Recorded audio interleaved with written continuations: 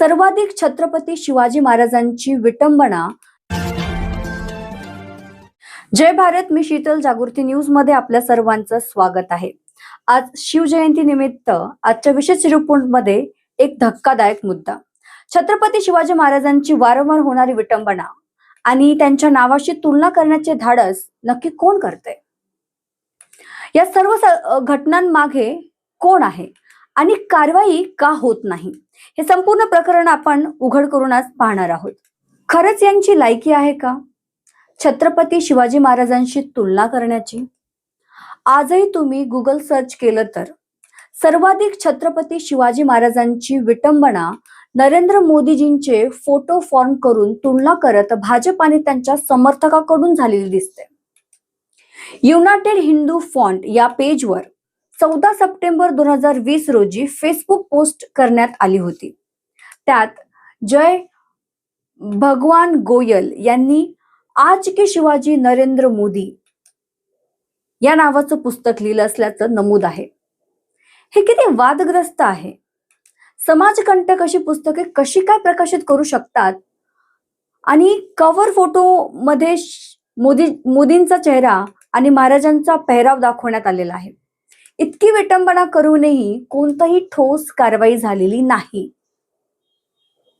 20 October 2014 रोजी the economic टाइम्सने पहिल्या पानावर मोदी फॉर मराठा मॅन असा हेडिंग देत छत्रपतींच्या पेहराव्यातील घोड्यावर बसलेल्या आकृतीवर मोदींचा चेहरा फॉर्म करून छायाचित्रित प्रसिद्ध केले.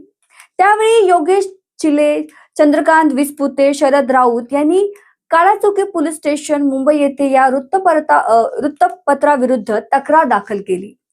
प्रिंटर्स, पब्लिशर, एडिटर्स या संबंधित चित्रकारांविरुद्ध तक्रार झाली. पण पुढे काय झाले? काहीच नाही. ही बातमी आजही गुगलवर सहज सापडते.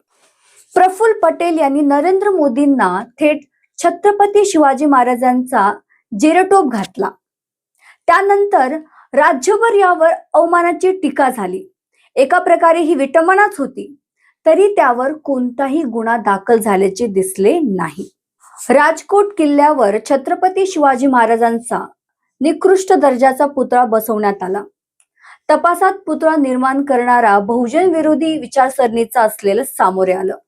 अक्षरशः महाराजांच्या पुतळ्याचे धड वेगळे पडले, हात वेगळे पडले. राज्यभर संताप उसळला.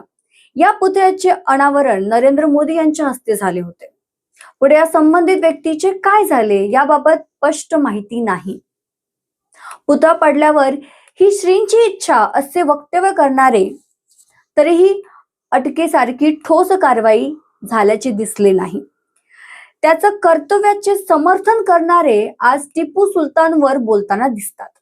गोविंद देव गिरी यांनीही नरेंद्र मोदींना नवे भारताचे शिवाजी असे संबोधले. अशी तुलना म्हणजे छत्रपतींच्या कार्याचीच विटंबना नाही का? तानाजी चित्रपट प्रदर्शित झाला तेव्हा मॉर्फ झालेले व्हिडिओ सोशल मीडियावर व्हायरल झाले. त्यात नरेंद्र मोदींना छत्रपती शिवाजी महाराजांच्या पेहराव्यात दाखवण्यात आले, तर अमित शहांना तानाजीच्या भूमिकेत दर्शवले गेले. अर्धा चेहरा मोदींचा, अर्धा चेहरा महाराजांचा दाखवणारी पोस्टही व्हायरल झाली, तरीही कोणावर ठोस कारवाई झाली नाही. टिपू सुलतान आणि छत्रपती शिवाजी महाराज यासारखे महापुरुषांनी त्यांच्या काळात महान कार्य केले. प्रत्येकाने आपल्या काळात मोठे योगदान दिले आहे. छत्रपती शिवाजी महाराजांसोबत मोदींची तुलना होऊ शकते का? आता तर जेफ्री इप्स्टन प्रकरणामध्ये जागतिक स्तरावर नराधम म्हणून अनेक नावांची चर्चा आहे. मग मोदींनी असे काय केले आहे ज्यामुळे त्यांची छत्रपती शिवाजी महाराजांशी तुलना केली जाते? देशात गरिबी, बेरोजगारी, आर्थिक विषमता वाढल्याची टीका होत असताना, भांडवलदारांचे हित जपणारे धोरण राबवले जात असल्याचे आरोप होत असताना, शेतकऱ्यांच्या न्यायासाठी लढणाऱ्या छत्रपतींशी तुलना कशी होऊ शकते? लायकी नसलेले कुणीही आजचे छत्रपती शिवाजी महाराज होऊ शकत नाहीत. आजवर ज्यांनी छत्रपती शिवाजी महाराजांची विटंबना केली ते अनेकदा RSS व BJP विचारसरणीचे संबंधित असल्याचे आरोप झाले आहेत. भगतसिंग कोश्यारी यांनी महापुरुषांबाबत केलेल्या वक्तव्यांवर आज वाद निर्माण झाला तरी त्यांना पद्मभूषण पुरस्कार देण्यात आला. RSS BJP हाच छत्रपती शिवाजी महाराजांचा आधुनिक काळातील खरा विरोधक आहे. कटू आहे, पण हेच वास्तव आहे. सतर्क रहा, जागृती न्यूज पहा, जागरूक रहा. जय भारत.